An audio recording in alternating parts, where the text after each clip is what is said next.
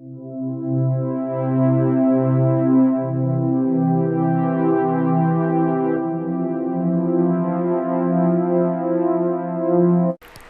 All, third സെമസ്റ്ററിൽ നമുക്ക് വരുന്ന ഒരു സബ്ജക്റ്റാണ് ഫ്ലൂയിഡ് മെക്കാനിക്സ് എന്ന് പറയുന്നത്.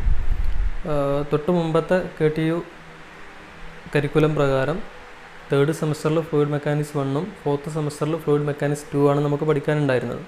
ഇപ്പോൾ 2019 സ്കീം പ്രകാരം നമുക്ക് ഫ്ലൂയിഡ് മെക്കാനിക്സ് ആൻഡ് ഹൈഡ്രോളിക്സ് എന്ന് പറയുന്ന ഒരു സബ്ജക്റ്റായിട്ടാണ് രണ്ടിലെയും പ്രസക്ത ഭാഗങ്ങൾ കമ്പൈൻ ചെയ്തിട്ടുള്ള ഒരു സിലബസാണ് നമുക്ക് തന്നിട്ടുള്ളത്. ഓക്കെ, അപ്പോൾ നോർമലി ഫ്ലൂയിഡിൻ്റെ 3 സ്റ്റേജ്, സ്റ്റാറ്റിക്സ്, കൈനറ്റിക്സ്, കൈനമാറ്റിക്സ്, ഇങ്ങനെ 3 സ്റ്റേജ് നമുക്ക് പഠിക്കാനുണ്ട്. പിന്നെ അതുമായി ബന്ധപ്പെട്ട ഹൈഡ്രോളിക് ജമ്പ്, ദെൻ ബോയൻസി, അങ്ങനെ തുടങ്ങിയിട്ടുള്ള ഫ്ലൂയിഡുമായി ബന്ധപ്പെട്ട ബേസിക് ആയിട്ടുള്ള കുറച്ച് കാര്യങ്ങളും നമുക്ക് പഠിക്കാനുണ്ട്. അപ്പോൾ നമ്മൾ ആദ്യം മൊഡ്യൂൾ 1, ഫസ്റ്റ് മൊഡ്യൂൾ സ്റ്റാർട്ട് ചെയ്യാണ്. മൊഡ്യൂൾ 1 നമുക്ക് ആദ്യം ഒരു കുറഞ്ഞ പോർഷൻ, എന്താണ് ഫ്ലൂയിഡ്, ഈ ഫ്ലൂയിഡിൻ്റെ പ്രധാനപ്പെട്ട പ്രോപ്പർട്ടികൾ എന്തൊക്കെയാണ്, അങ്ങനെ തുടങ്ങിയിട്ടുള്ള കുറച്ച് കാര്യങ്ങൾ അറിയേണ്ടതുണ്ട്. ഓക്കെ, ഈ ഭാഗത്ത് നിന്ന് നോർമലി ക്വസ്റ്റ്യൻസ് ഉണ്ടാവില്ല, യൂണിവേഴ്സിറ്റി ക്വസ്റ്റ്യൻസ് ഉണ്ടാവില്ല, കാരണം സിലബസിൽ തന്നെ ക്വസ്റ്റ്യൻസ് ഉണ്ടാവില്ല എന്ന് പ്രത്യേകം പറയുന്നുണ്ട്. എന്നാൽ പോലും ഇത് കൃത്യമായിട്ട് ഐഡിയ ഉണ്ടെങ്കിൽ ഡയറക്റ്റ് ഇതിൽ നിന്ന് ക്വസ്റ്റ്യൻ ഉണ്ടാവില്ല എന്നേ ഉള്ളൂ. പക്ഷെ ഇത് നമുക്ക് നമ്മുടെ മനസ്സിൽ എന്താണ് ഇവിടെ സംഭവിക്കുന്നത് എന്നുള്ളതിൻ്റെ ഒരു ഐഡിയ ഉണ്ടെങ്കിൽ ബാക്കി കാര്യങ്ങൾ നമുക്ക് പക്ക കൺസെപ്ച്വലി ക്ലിയർ ആവുള്ളൂ. ഓക്കെ, അപ്പോൾ എന്താണ് ഒരു ഫ്ലൂയിഡ് എന്ന് പറയുന്നത്? നമ്മൾ ചെറിയ ക്ലാസ്സിലൊക്കെ സോളിഡ്, ലിക്വിഡ്, ഗ്യാസ്, പ്ലാസ്മ, ഇങ്ങനെ ഒക്കെ പഠിച്ചു വന്നിട്ടുണ്ട്. ഓക്കെ, നമ്മുടെ ഒരു പദാർത്ഥത്തിൻ്റെ പല അവസ്ഥകൾ എന്നൊക്കെ പറഞ്ഞിട്ട്. അപ്പോൾ സോളിഡ് നമ്മൾ പറയാറുണ്ട്, ലിക്വിഡ് പറയാറുണ്ട്. ഇപ്പോൾ വെള്ളം ലിക്വിഡാണ്. ദെൻ ഗ്യാസ് നമ്മൾ പറയാറുണ്ട്. അപ്പോൾ ഇതിൽ ഫ്ലൂയിഡ് എന്ന് പറയുമ്പോൾ നമ്മൾ ബേസിക്കായിട്ട് 3 എണ്ണമാണ് പറയാറുള്ളത്: solid, liquid, gas. Okay, basic view പോയിന്റിൽ നമ്മൾ ഈ 3 എണ്ണമാണ് പറയുന്നത്. അതിൽ ഈ ലിക്വിഡിനെയും ഗ്യാസിനെയും കൂടെ കോമൺ ആയിട്ട് നമ്മൾ വിളിക്കുന്ന പേരാണ് എന്ത്? ഫ്ലൂയിഡ്. ഫ്ലൂയിഡ് എന്നുകൊണ്ട് ഉദ്ദേശിക്കുന്നത് any substance which can be flowing. ഏതൊരു സബ്സ്റ്റൻസും ആവാം, അത് ഫ്ലോയിങ് എന്ന് പറയുന്ന സ്റ്റേറ്റിലേക്ക് വരികയാണെന്നുണ്ടെങ്കിൽ നമുക്കതിനെ ഫ്ലൂയിഡ് എന്ന് പറയാം.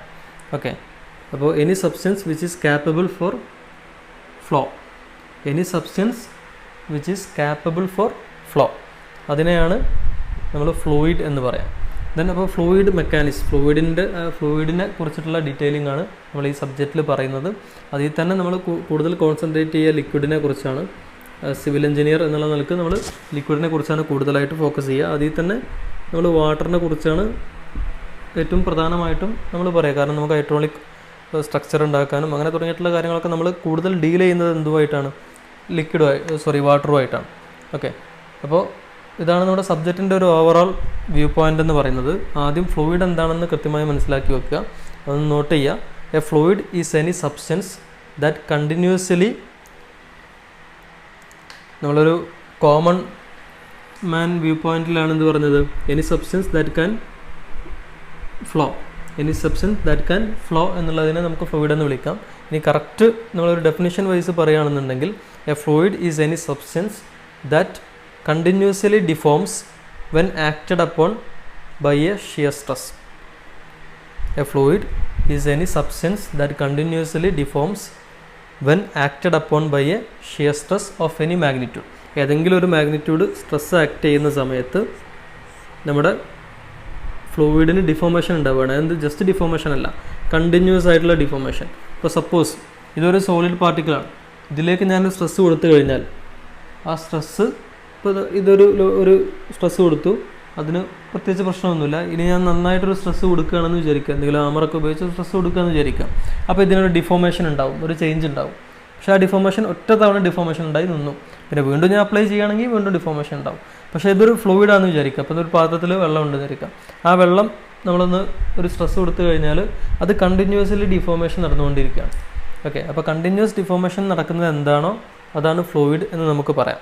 അപ്പോൾ സോളിഡിൻ്റെയും ലിക്വിഡിൻ്റെയും അല്ലെങ്കിൽ ഫ്ലൂയിഡിൻ്റെയും ഡെഫിനിഷൻ വൈസിലുള്ള വ്യത്യാസം അല്ലെങ്കിൽ അതിൻ്റെ ബേസിക് ആയിട്ടുള്ള ഡിഫറൻസ് എന്ന് പറയുന്നത്, ഒന്ന് ജസ്റ്റ് ഡിഫോർമേഷൻ മാത്രമേ ഉണ്ടാവുള്ളൂ, മറ്റതിൽ കണ്ടിന്യൂസ് ഡിഫോർമേഷൻ ആയിരിക്കും. ഓക്കെ, സോ ഇനി നമുക്ക് അതിൻ്റെ ലിക്വിഡിൻ്റെ അല്ലെങ്കിൽ ഫ്ലൂയിഡിൻ്റെ ബേസിക് ആയിട്ടുള്ള പ്രോപ്പർട്ടീസാണ് നോക്കുന്നത്. ഓക്കെ, അതിൽ വരുന്ന ഏറ്റവും ഇമ്പോർട്ടൻ്റ് ആയ പ്രോപ്പർട്ടിയാണ്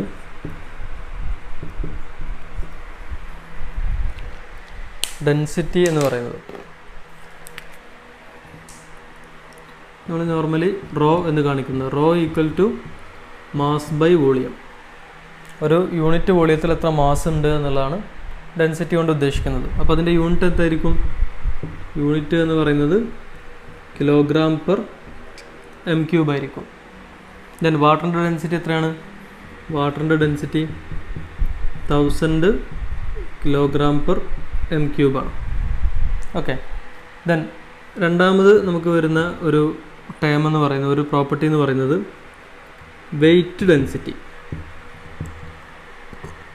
വെയ്റ്റ് ഡെൻസിറ്റി നമ്മൾ സ്മോൾ w എന്ന് കാണിക്കാം. ഇവിടെ ജസ്റ്റ് ഡെൻസിറ്റി, അതിനെ നമുക്ക് എന്ത് വിളിക്കാം? മാസ് ഡെൻസിറ്റി എന്ന് വിളിക്കാം, അല്ലെങ്കിൽ സ്പെസിഫിക് മാസ് എന്നൊക്കെ വിളിക്കാം. ഓക്കെ. ഇവിടെ നമുക്കതിന് സ്പെസിഫിക് വെയ്റ്റ് എന്ന് പറയാം. Specific weight. ഇവിടെ സ്പെസിഫിക് മാസ് ഡെൻസിറ്റി കേട്ടോ, മാസ് ഡെൻസിറ്റി അല്ലെങ്കിൽ സ്പെസിഫിക് മാസ് എന്നൊക്കെ വിളിക്കാം. ഇവിടെ വെയ്റ്റ് ഡെൻസിറ്റി എന്ന് പറഞ്ഞാൽ, നേരത്തെ ഡെൻസിറ്റി എന്ന് പറയുമ്പോൾ യൂണിറ്റ് വോളിയത്തിൽ എത്ര മാസ് ഉണ്ടെന്നായിരുന്നു. ഇവിടെ യൂണിറ്റ് വോളിയത്തിൽ എത്ര വെയ്റ്റ് ഉണ്ട് എന്നുള്ളതാണ്. ഓക്കെ. വെയ്റ്റ് ഡിവൈഡഡ് ബൈ വോളിയമാണ്. അപ്പോൾ അതിൻ്റെ യൂണിറ്റ് എന്തായിരിക്കും? വെയ്റ്റ് നമ്മൾ നോർമലി എങ്ങനെയാണ് പറയാം? മാസ് കിലോഗ്രാമിലാണ് പറയുക. വെയ്റ്റ് നോർമലി നമ്മൾ ന്യൂട്ടണിലാണ് പറയാം. ഓക്കെ. കിലോ ന്യൂട്ടൺ അല്ലെങ്കിൽ ന്യൂട്ടണിൽ പറയാം. അപ്പോൾ kilo newton per M cube എന്നുള്ളതാണ് വരിക. ദെൻ എത്രയായിരിക്കും നമ്മുടെ ഇതിനെ നമുക്ക് വേറൊരു രീതിയിലേക്ക് നമുക്ക് കൊണ്ടുപോകാം. ഇപ്പോൾ ഈ വെയ്റ്റിനെ നമുക്ക് എങ്ങനെ എഴുതാം? വെയ്റ്റ് എന്നുള്ളത് mass into acceleration due to gravity എന്ന് എഴുതാം, ഡിവൈഡഡ് ബൈ വോളിയം. ഇതിൽ മാസ് ബൈ വോളിയം എന്നുള്ളത് എന്താണ്? നമ്മൾ ഓൾറെഡി കണ്ടു, ഡെൻസിറ്റിയാണ്. അപ്പോൾ വെയ്റ്റ് ഡെൻസിറ്റി എന്ന് പറഞ്ഞാൽ mass density into acceleration due to gravity എന്ന് പറയാം. എന്താണ്? Weight density equal to mass density into acceleration due to gravity. So നമ്മൾ വാട്ടറിൻ്റെ കേസിൽ എത്രയായിരിക്കും വെയ്റ്റ് ഡെൻസിറ്റി വരിക? മാസ് ഡെൻസിറ്റി എത്രയായിരുന്നു? 1000 ആയിരുന്നു. പിന്നെ ആക്സിലറേഷൻ ഡ്യൂ ടു ഗ്രാവിറ്റി എത്രയാണ്? 9.81. അപ്പോൾ നമുക്ക് എന്ത് എഴുതാം? 9810 ന്യൂട്ടൺ പെർ എം ക്യൂബ് എന്ന് എഴുതാം. അല്ലെങ്കിൽ എന്ത് എഴുതാം? ഇതിനെ 9.81 kilo newton per M cube എന്ന് മാർക്ക് ചെയ്യാം. അപ്പോൾ എന്താണ് ഡെൻസിറ്റി എന്ന് നമ്മൾ പറഞ്ഞു. ദെൻ എന്താണ് വെയ്റ്റ് ഡെൻസിറ്റി എന്ന് പറഞ്ഞു. ഇനി മൂന്നാമത് വരുന്ന ഒരു പ്രോപ്പർട്ടി എന്ന് പറയുന്നത് സ്പെസിഫിക് വോളിയമാണ്. സ്പെസിഫിക് മാസ് പറഞ്ഞു, സ്പെസിഫിക് വെയ്റ്റ് പറഞ്ഞു, ഇനി സ്പെസിഫിക് വോളിയം. സ്പെസിഫിക് വോളിയം എന്ന് ഉദ്ദേശിക്കുന്നത് സ്മോൾ വി എന്ന് കാണിച്ചു കഴിഞ്ഞാൽ അതിൽ പറയുന്നത് വോളിയം ഡിവൈഡഡ് ബൈ മാസ് എന്നുള്ളതാണ്. അപ്പോൾ എന്താണ് unit? Metre cube divided by kilogram എന്ന് വരും. സോ ഇതെന്താണ്?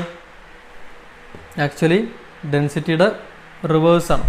അപ്പോൾ നമുക്ക് സ്പെസിഫിക് വോളിയം എന്നുള്ളത് 1/, മാസ് ഡെൻസിറ്റി എന്ന് പറയാം. ഓക്കെ. ഇത് നമുക്ക് അത്ര ഇമ്പോർട്ടൻ്റ് അല്ല. ഗ്യാസിലാണിത് കൂടുതലായിട്ട് യൂസ് ചെയ്യുന്നത്. ഓക്കെ. ഗ്യാസും കംപ്രസിബിലിറ്റി പോലുള്ള ടേമൊക്കെ ആയിട്ട് ബന്ധപ്പെട്ടാണ് അത് കൂടുതൽ യൂസ് ചെയ്യുന്നത്. ദെൻ നാലാമത്തെ ഒരു പ്രോപ്പർട്ടി എന്ന് പറയുന്നത് സ്പെസിഫിക് ഗ്രാവിറ്റിയാണ്. Specific gravity. Specific gravity. Specific gravity എന്നുള്ളതുകൊണ്ട് ഉദ്ദേശിക്കുന്നത് നമ്മൾ ജി അല്ലെങ്കിൽ എസ് എന്നൊക്കെയാണ് നൊട്ടേറ്റ് ചെയ്യുക. ജി അല്ലെങ്കിൽ എസ് ഒക്കെ ആയിട്ടാണ് നൊട്ടേറ്റ് ചെയ്യുക. അവിടെ പറയുന്നത് mass density of the substance divided by mass density of water. ഇതിനെയാണ് നമ്മൾ എന്ത് പറയുന്നത്? സ്പെസിഫിക് ഗ്രാവിറ്റി എന്ന് പറയാം. അല്ലെങ്കിൽ മാസ് ഡെൻസിറ്റി മാറ്റിയിട്ട് നമുക്ക് എന്ത് പറയാം? സ്പെസിഫിക് വെയ്റ്റ് അല്ലെങ്കിൽ വെയ്റ്റ് ഡെൻസിറ്റി ഓഫ് സബ്സ്റ്റൻസ്. ഏത് സബ്സ്റ്റൻസ്? നമ്മൾ എന്ത് സബ്സ്റ്റൻസ് ആണോ എടുക്കുന്നത്. ഓക്കെ. ഇപ്പോൾ ഉദാഹരണത്തിന് ഇതിൻ്റെ സ്പെസിഫിക് ഗ്രാവിറ്റിയാണ് എനിക്ക് പറയേണ്ടത്. ഈ ഒരു മാർക്കറിൻ്റെ സ്പെസിഫിക് ഗ്രാവിറ്റിയാണ് പറയേണ്ടതെന്നുണ്ടെങ്കിൽ ഇതിൻ്റെ ഡെൻസിറ്റി ഡിവൈഡഡ് ബൈ വാട്ടറിൻ്റെ ഡെൻസിറ്റി, അതായിരിക്കും എന്ത്? സ്പെസിഫിക് ഗ്രാവിറ്റി എന്ന് പറയുന്നത്. ഓക്കെ. അപ്പോൾ വാട്ടറുമായിട്ട് കമ്പയർ ചെയ്തിട്ടാണ് നമ്മൾ പറയുന്നത്. ഏത് കേസിലും ഏതിൻ്റെയും സ്പെസിഫിക് ഗ്രാവിറ്റി നമുക്ക് പറയണം എന്നുണ്ടെങ്കിൽ അത് വാട്ടറുമായി കമ്പയർ ചെയ്തിട്ടാണ് നമ്മൾ പറയാം. ഓക്കെ. അപ്പോൾ വാട്ടറുമായിട്ട് കമ്പയർ ചെയ്യുക എന്ന് പറയുമ്പോൾ സ്വാഭാവികമായിട്ടും വാട്ടറിൻ്റെ സ്പെസിഫിക് ഗ്രാവിറ്റി എന്തായിരിക്കും? ഡെൻസിറ്റി അല്ലെങ്കിൽ weight density of water divided by weight density of water. So അത് 1 ആയിരിക്കും. വാട്ടറിൻ്റെ കേസിൽ അത് ഫോർ വാട്ടർ അത് 1 ആയിരിക്കും. ദെൻ ഇനി ഒരു പോയിൻറ്റും കൂടെ ഉണ്ട്. ഈ വാട്ടറുമായിട്ടാണ് കമ്പയർ ചെയ്യുന്നതെന്ന് പറഞ്ഞത്. അഥവാ നമ്മുടെ ഡിനോമിനേറ്റർ വാട്ടറാണ്. ആ വാട്ടറിൽ ഒരു കണ്ടീഷൻ പറയുന്നുണ്ട്, 4 ഡിഗ്രി സെൽഷ്യസ് ടെമ്പറേച്ചറിലായിരിക്കും 1 അറ്റ്മോസ്ഫിയറിക് പ്രഷർ ആയിരിക്കും ആക്ട് ചെയ്യേണ്ടത്. ഓക്കെ, അപ്പോൾ ഡെൻസിറ്റി ഓഫ് ഗിവൺ ലിക്വിഡ് അല്ലെങ്കിൽ density of given substance divided by density of standard liquid at standard temperature and standard pressure. അതിലെ സ്റ്റാൻഡേർഡ് ടെമ്പറേച്ചറാണ് 4 degree Celsius standard temperature. Then standard പ്രഷറാണ് 1 atmospheric pressure. Okay, so ഇനി അതുമായി ബന്ധപ്പെട്ട് നമുക്ക് detail ആയിട്ട് പഠിക്കാനുള്ളതാണ് buoyancy എന്ന് പറയുന്ന പോർഷനിൽ. സ്പെസിഫിക് ഗ്രാവിറ്റി എന്ന് പറയുന്നത് 1-നേക്കാൾ കൂടുതലാണെന്ന് വിചാരിക്കുക. ഏതെങ്കിലും ഒരു സബ്സ്റ്റൻസിൻ്റെ സ്പെസിഫിക് ഗ്രാവിറ്റി 1-നേക്കാൾ കൂടുതലാണ്. ദാറ്റ് മീൻസ് എന്താണത് ഇൻഡിക്കേറ്റ് ചെയ്യുന്നത്? എസ് എന്നോ ജി എന്നൊക്കെ നൊട്ടേറ്റ് ചെയ്യാം കേട്ടോ. ഇപ്പോൾ സ്പെസിഫിക് ഗ്രാവിറ്റി 1-നേക്കാൾ കൂടുതലാണെങ്കിൽ ഈ ഇക്വേഷൻ നോക്കുന്ന സമയത്ത് വാട്ടറിൻ്റെ ഡെൻസിറ്റിയേക്കാൾ നമ്മൾ എടുത്ത ലിക്വിഡിൻ്റെ ഡെൻസിറ്റി കൂടുതലാണ്, അല്ലെങ്കിൽ എടുത്ത സബ്സ്റ്റൻസിൻ്റെ ഡെൻസിറ്റി കൂടുതലാണ്. ദാറ്റ് മീൻസ് സ്പെസിഫിക് ഗ്രാവിറ്റി 1-നേക്കാൾ കൂടുതലാണെങ്കിൽ ആ സബ്സ്റ്റൻസിനെ നമ്മൾ വാട്ടറിലേക്ക് ഇട്ട് കഴിഞ്ഞാൽ അതെന്ത് ചെയ്യും? സിങ്ക് ചെയ്യും, മുങ്ങിപ്പോവും. ഇനി സ്പെസിഫിക് ഗ്രാവിറ്റി ഒരു സബ്സ്റ്റൻസിൻ്റെ കേസിൽ 1-നേക്കാൾ കുറവാണെന്ന് വിചാരിക്കുക. അഥവാ വാട്ടറിനേക്കാൾ ഡെൻസിറ്റി കുറവാണെന്നുണ്ടെങ്കിൽ അതവിടെ ഫ്ലോട്ട് ചെയ്യും, മുങ്ങിപ്പോവില്ല, ഫ്ലോട്ട് ചെയ്യും. ഓക്കെ, അപ്പോൾ അങ്ങനെ അതുമായി ബന്ധപ്പെട്ട ഡീറ്റെയിലിംഗ് ഒക്കെ നമുക്ക് വരുന്നുണ്ട്. അപ്പോൾ ജസ്റ്റ് ഇപ്പോൾ അത് ഒന്ന് അറിഞ്ഞിരിക്കുക. ഇനി നമ്മുടെ അടുത്ത ടേം, ഇപ്പോൾ 2 ഡെൻസിറ്റി ടേം നമ്മൾ പറഞ്ഞു. അതുമായി റിലേറ്റ് ചെയ്തിട്ട് സ്പെസിഫിക് വോളിയവും ദെൻ സ്പെസിഫിക് ഗ്രാവിറ്റിയും നമ്മൾ പറഞ്ഞു.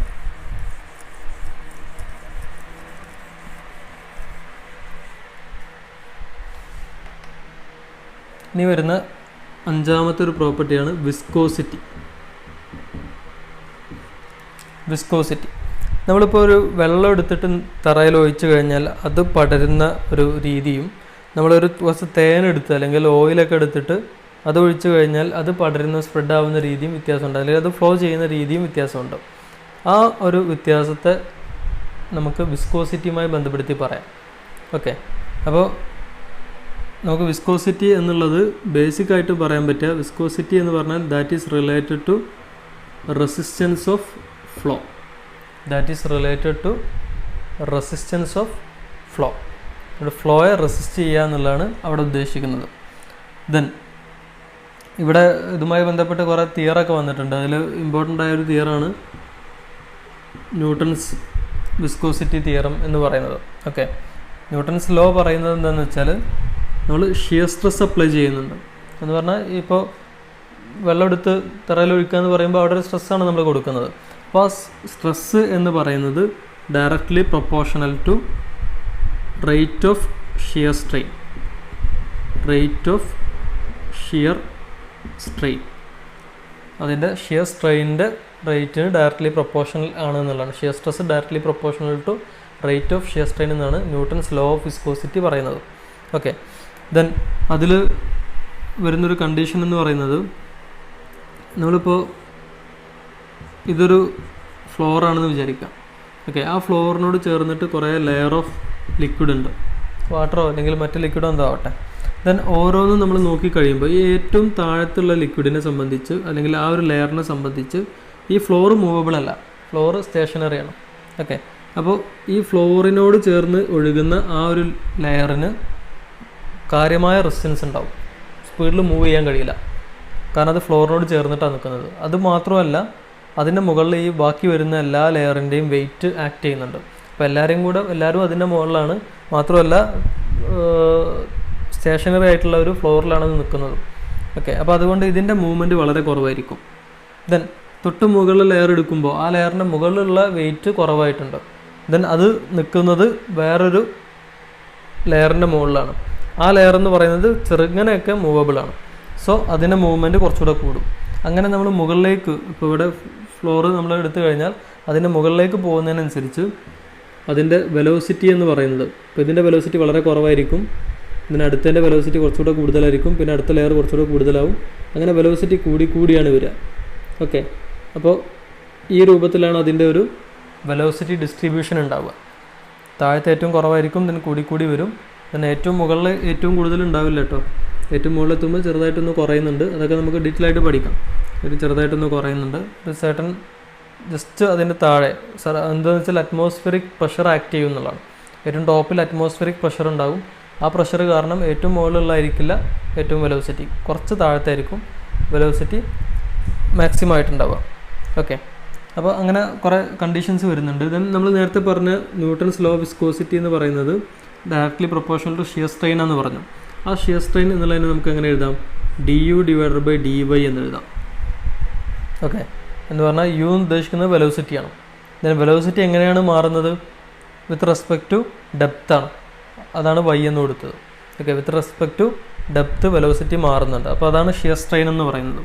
ദെൻ ആ ഷിയർ സ്ട്രെയിൻ ആ ഡയറക്ട്ലി പ്രൊപ്പോർഷണൽ നിന്ന് മാറാൻ വേണ്ടിയിട്ട് നമ്മളൊരു കോഎഫിഷ്യൻ്റ് കൊടുത്തു, mu ഇൻറ്റു du/dy. ഓക്കെ, ഈ mu എന്നുള്ളതാണ് നമ്മൾ എന്ത് പറയുന്നത്? ഡൈനാമിക് വിസ്കോസിറ്റി എന്ന് പറയുന്നത്. ആ mu എന്നുള്ളതിനാണ് വിസ്കോസിറ്റി അല്ലെങ്കിൽ ഡൈനാമിക് വിസ്കോസിറ്റി എന്ന് നമ്മൾ വിളിക്കുന്നത്. ഓക്കെ, അപ്പോൾ അതാണ് വിസ്കോസിറ്റി എന്ന് പറയുന്നത്. ജസ്റ്റ് വിസ്കോസിറ്റി എന്ന് പറഞ്ഞാൽ അതിൻ്റെ അർത്ഥം, നമ്മുടെ ഉദ്ദേശം എന്ന് പറയുന്നത് ഡൈനാമിക് വിസ്കോസിറ്റി എന്നുള്ളത് തന്നെയാണ്. ഇനി നെക്സ്റ്റ് കൈനമാറ്റിക് വിസ്കോസിറ്റി എന്ന് പറയുന്നൊരു വിസ്കോസിറ്റി ഉണ്ട്. ആറാമത്തെ നമ്മുടെ ഒരു പ്രോപ്പർട്ടി. ജസ്റ്റ് അതൊക്കെ ഒന്ന് അറിഞ്ഞിരിക്കുക. ബാക്കി ഡീറ്റെയിൽസൊക്കെ നമുക്ക് ഓരോന്ന് പറയുമ്പോൾ നോക്കാം. കൈനമാറ്റിക് വിസ്കോസിറ്റി എന്ന് പറഞ്ഞാൽ mu equal to dynamic viscosity divided by density. mu equal to mu divided by rho. Kinematic viscosity equal to dynamic viscosity by density എന്നുള്ളതാണ് അതിൻ്റെ ഇക്വേഷൻ. ഓക്കെ, അപ്പോൾ ഇതൊക്കെയാണ് ഇമ്പോർട്ടൻ്റ് ആയിട്ടുള്ള നമ്മുടെ ഫ്ലൂയിഡിൻ്റെ properties. Then surface tension, capillary, ഇങ്ങനെയുള്ള കുറച്ച് കാര്യങ്ങളൊക്കെ വരുന്നുണ്ട്. അത് നമുക്ക് ഓരോ ടോപ്പിക്ക് നോക്കുമ്പോൾ അതിനനുസരിച്ച് വരുന്ന പ്രോപ്പർട്ടീസൊക്കെ ഡീറ്റെയിൽ ആയിട്ട് പറയാം. അപ്പോൾ ചുരുക്കി പറഞ്ഞാൽ എന്താണ് ഡെൻസിറ്റി, എന്താണ് സ്പെസിഫിക് വെയിറ്റ് എന്താണ്, ഡെൻസിറ്റി എന്താണ്, സ്പെസിഫിക് ഗ്രാവിറ്റി എന്താണ്. സ്പെസിഫിക് ഗ്രാവിറ്റിക്ക് പറയുന്ന മറ്റൊരു പേരാണ് റിലേറ്റീവ് ഡെൻസിറ്റി. അപ്പോൾ ഈ പറയുന്ന ടേമുകളൊക്കെ എന്താണെന്നുള്ളൊരു ഐഡിയ നമ്മൾ ഉണ്ടാക്കി വെക്കണം.